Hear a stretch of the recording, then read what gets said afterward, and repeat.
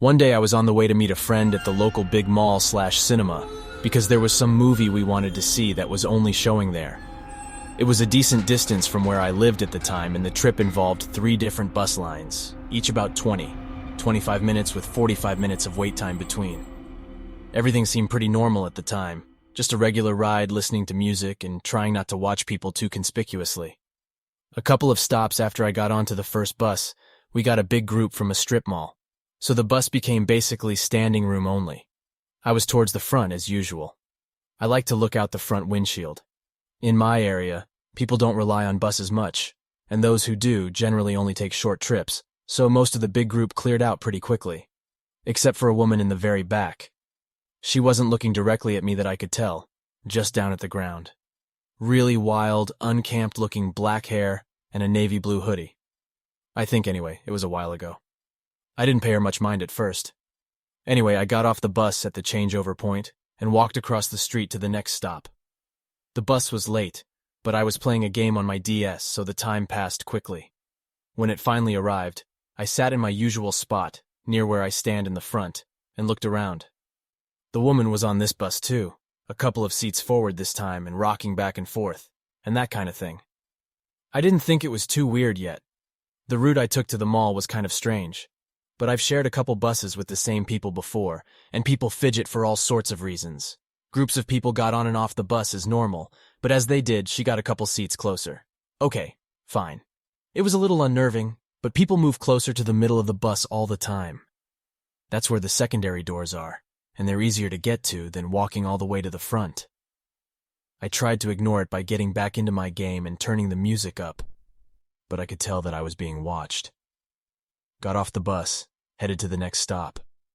Rinse, repeat. The third bus is a straight line across the county to the mall, and is the longest leg of it. At that point, the woman was sitting in the seat right next to the middle doors, and I started to get really nervous. My music was off so I could hear something if I needed to. I tried not to make a big deal about it, but I did keep an eye on her. She was muttering to herself, but I couldn't hear anything yet. She was too far away. Sure enough, as people followed on and off the bus, she got closer. I was sitting in the set of seats right by the door, which faced the aisle, so I could watch her. I pretended I was asleep and watched her moving towards me. She was clearly trying to time her seat moves so they'd be disguised by people getting on and off the bus. 3 rows, 2 rows, 1 row. I was shitting bricks at this point. She finally was close enough that I could hear her. She was ranting aloud to herself about cutting me, about how my face was perfect. If only I would stop looking at her like that. Her hands were fidgeting around something in the front pocket of her hoodie, and I saw a white glint off of something. When she moved to sit on the same row as me, I yanked the stop cord. I whispered to the bus driver, "She's following me with a knife," and hopped off the bus ASAP. I didn't run, though. I was worried that a sudden movement might make her charge. She followed me off, and once the driver realized I wasn't making it up, he got off the bus and jogged after us. He yelled at her that he was going to call the cops, which distracted her long enough for me to sprint into the nearest drugstore and hide and call my mom.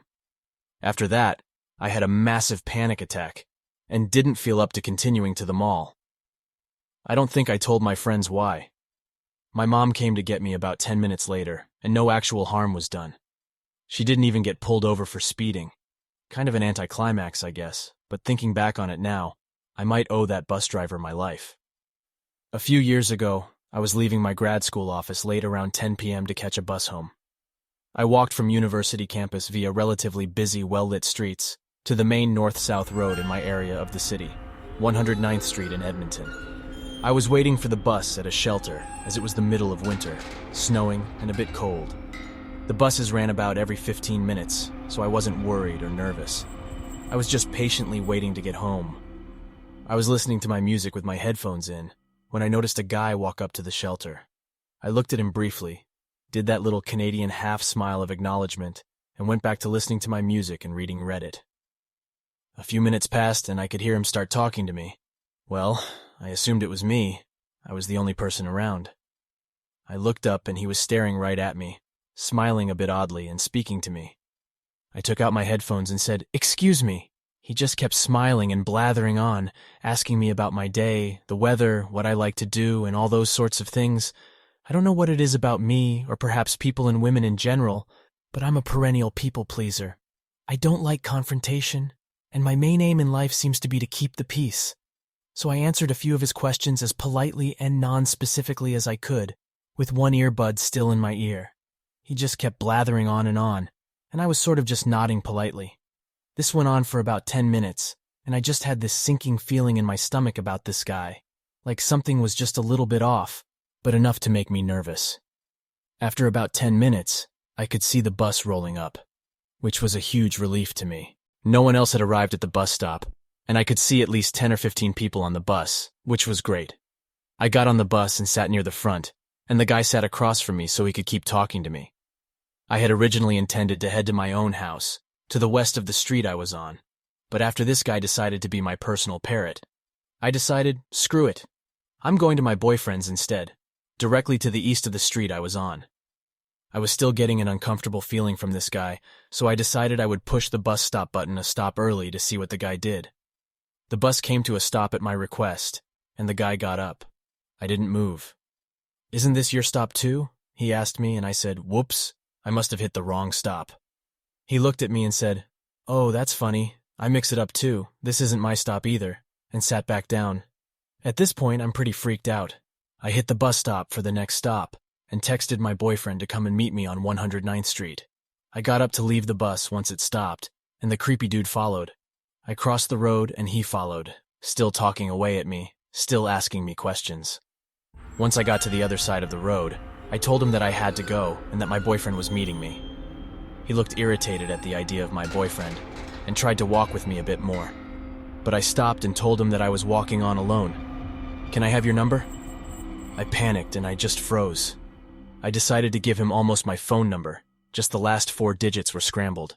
I read it off to him, said goodnight, and started walking away quickly.